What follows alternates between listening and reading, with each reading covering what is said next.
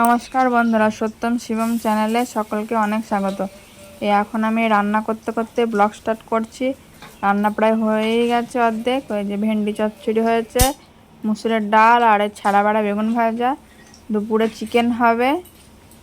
এখন এই সকালে আপাতত রান্না হচ্ছে, কিন্তু হুটোপাটা করে রান্না করতে হচ্ছে। তোমার দাদাভাই মাঠ থেকে বাড়ি চলে এসছে, বাড়ি এসেই আমার ক্যামেরা করে দিচ্ছে। আসলে সকালবেলা 5টার সময় চলে গেছিলো ভেন্ডি তুলতে। তোমাদেরকে দেখো পোড়া কড়াই দেখাচ্ছে, আমি বলছি আর দেখিও না। মোটামুটি কাজ গুছিয়েছি, খাওয়া দাওয়া কমপ্লিট হয়ে গেছে, কিন্তু আমার এখনো হয়নি। ওই দেখো টেবিলে ঢাকা আছে, আমার এখনো খায়নি। তো দাদা ভাই খেয়ে মাঠে চলে গেল, সত্যম শিবম খেয়ে ওই ঘরে। আর তোর তাড়া ছিল, জল নেবে, নতুন যে শসাটা লাগিয়েছে জল নেবে। বৃষ্টিটাও হলো না, প্রচণ্ড গরম। এর থেকে আজকে একটু গরম কম আছে। তো রাত্রেবেলা কালকে যখন দোকানে গিয়েছিল তো দাদা ভাই, তাই দোকানে শুনেছে যে কলকাতায় ঝড় বৃষ্টি হয়েছে। যারা কলকাতার বন্ধুরা আছো তাদের হয়তো একটু ঠান্ডা হয়েছে, আমাদের এখন এখানে বৃষ্টি হয়নি। শিবম দাঁড়িয়ে আছে, কত লম্বা হয়ে গেছে আমার থেকে। আর তোমার আমায় ছাড়িয়ে যাবে, মুখটা ভালো করে দেখে নিচ্ছে।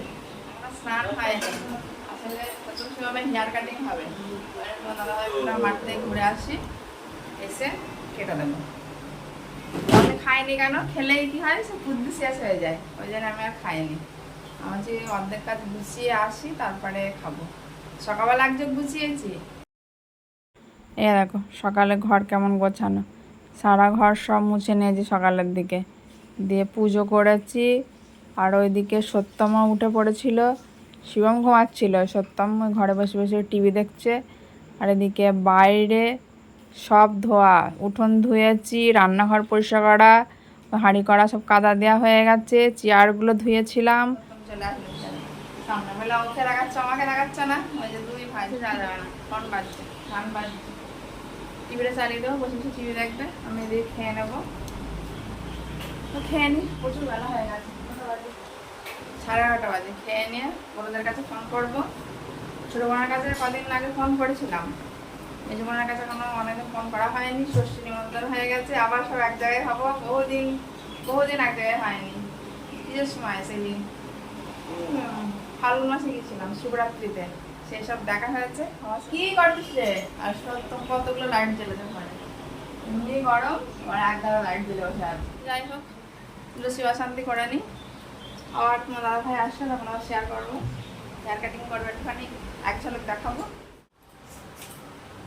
তো আগে তো দেখো, তারপরে বলছি দেখো সেলুন খুলে গেছে আমাদের।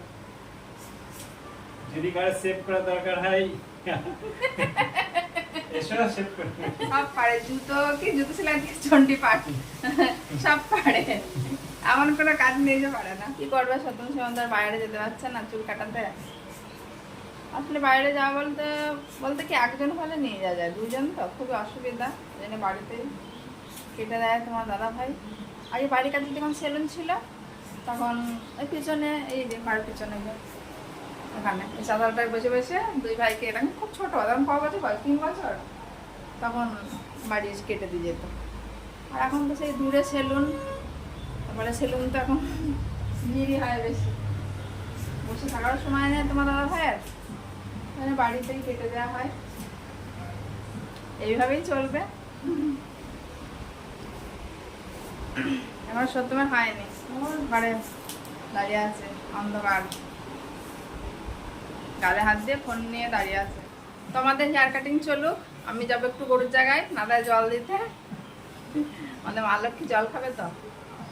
মা লক্ষ্মী কোথায়, মা লক্ষ্মী মাঠে আছে, মা লক্ষ্মীর ছানা তো আছে, ইয়া না সহদেব আছে আম গাছে বাঁধা আছে, ওর একটু জল দিয়ে আসছে। এখন সত্যম শিবমের পাশে বসে আছি, দুপুরে খাওয়া কমপ্লিট। কি বলছে সত্যম, বিকালে কাজ গুছিয়ে আসলাম, খুব গরম লেগে গেছে, স্নান করিনি এখনো, সকালে আবার স্নান করেছি, ঘেমে গেছি বলে একটু বসলাম।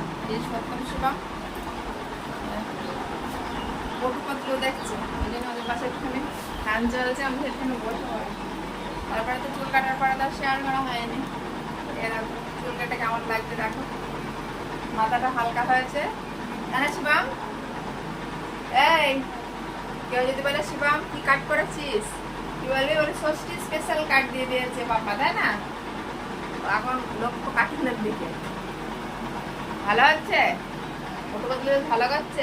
আর একটা কারণ আছে, বাড়ির মিস্ত্রি আসবে, ওই টেবিলের সমস্যা হচ্ছে, হয়তো স্নান করতে যাবো, ওই সময় বসবো, চলে আসবে হয়তো, স্নান করতে যায়নি। সকালে যদি স্নান করে যা গরম, তার আগে যাবো একটু রান্নাঘরে, কটা রুটি বানাবো। স্নান করে যেতে গেলে সেই ঘেমে সেই আবার স্নান হয়ে যাবে, আর খেতে ইচ্ছাও করছে না, গরম গরম খাবার খেতেও ভালো লাগছে না। ভাবছি করে হটপটে রেখে দেবো। করবো কি,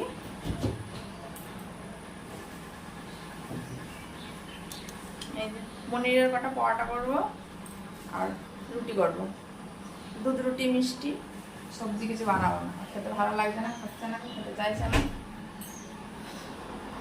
খাওয়া তো ভালো লাগছে না তিনবার, এই জন্য ভালো কটা রুটি করে হটপটে রেখে দেবো, যখন খাবে, খাওয়ার পথে একটা আগ নেই, এত গরম হলে আর কি হবে। বসে বসে দেখুন, আমিও যাই রান্নাঘরে কাজ নিচ্ছি। আর 2 রকম আটা মেখে নিয়েছি রুটির জন্যে কটা রুটি, 5টা রুটি আর 6টা পরোটা। আসলে তোমার দাদা ভাই তো পরোটা খায় না, আজকে পনিরের পরোটা করবো, তো একটা দুটো হয়তো খাবে, ওই জন্য কটা রুটি করবো। আর আগে ছোটোর সঙ্গে লেবু খাওয়াবো, লেবু খাইয়ে দিয়ে তারপরে যাবো রান্নাঘরে। পরোটা বানানো শুরু করে দিয়েছি, আজকে কথা রাখতে পেরেছি, কিন্তু কি যদি বৃষ্টি হতো ভালো হতো, ঘুগনি পরোটা বেশ ভালোই জমতো, কিন্তু কি গরম গরম ওয়েদার, ঘুগনি আর হবে না, মিষ্টি মিষ্টি দিয়ে খাবে। আর রুটি ওইদিকে করা হয়ে গেছে, রুটিটা আগেই বানিয়ে নিয়েছিলাম। পরোটা কিন্তু ঘি দিয়ে হচ্ছে, ঘিয়ের পরোটা। তো এই কটা ভাজা হলে আপাতত কমপ্লিট আজকের মতো রান্না। তো দেখে নাও, অনেক দিন পরে বন্ধুকে দেখাচ্ছি, আসলে বন্ধু এখন আর আসেই না। ওই যে শাড়ি নেড়েছি, ওই ভিজা ওখানটায় ছিল, একটু জল খেয়ে নিল, ওরাও গরমের মধ্যে মরছে, একবার এ গাছ একবার সে গাছ, মানুষের মতো ওদেরও খুব কষ্ট হচ্ছে। দেখেছো বাইরের ওয়েদার, দেখেছো একটা পাতা ভুল করে নড়ছে না, একদম নিস্তব্ধ হয়ে গেছে। এবারে বসলাম, সন্ধ্যা দেওয়া হয়ে গেছে, স্নান করলাম, অবেলায় স্নান করলাম, তখন 6টা 10-এর সময়, না 6টা 15-এর সময় বসে আসলো, স্নান করতে করতে 6:30 বেজে গেল। তার বোন ফোন করেছিল, ফোন করার পর সন্ধ্যা হয়ে গেল, চুলগুলো ভেজা আছে, ওই জন্য সারা রয়েছে স্ট্যান্ড ফ্যানের সামনে, এই যে, কিন্তু বন্ধ করেছি কেন, কথা শোনা যাবে না, আমার কথা তোমরা শুনতে পাবে না, ওই জন্য সিলিং ফ্যান চলছে, ওই জন্য ফ্যানটা এখন বন্ধ করে দিলাম। এখন একটু শান্তি, একটু বসবো, খাওয়ার এখন দেরি আছে, চা এখন করছি না, একবারই করবো। এই দেখো হটপটে আছে পনির পরোটা, রুটি, শান্তি, সব দিকে শান্তি বলছি কেন, তখন সে বললাম যে কথা রাখতে পেরেছি আর শান্তি, এই দুটো কথা হচ্ছে কেন, আসলে কদিন ধরে এই গল্প শোনাচ্ছি তোমার দাদা ভাইয়ের, পনির পরোটা করবো, কিন্তু এই গরমের জন্যে আর করা হচ্ছিল না। তো আজকেও গরম করে ফেললাম, তার পনিরকেও বললাম যে কথা রাখতে পেরেছি, ওকেও শোনাচ্ছি যে তোকে আর পনির এমনি সবজি বানিয়ে লঙ্কার মধ্যে আলু দিয়ে আর তোকে আর ঢালবো না, মিষ্টি মিষ্টি পরোটা বানিয়ে খাবো। যে মিষ্টি মিষ্টি পরোটা বানালাম, ওই জন্য বলছি দুটো দিক দিয়ে শান্তি হলো, কথাও রাখতে পেরেছি, আর পরোটা বানিয়ে শান্তিও হলো, খেয়েও শান্তি হবে। আর সত্যম শিবম ওরা আছে ঘরে, অন্ধকার, বলো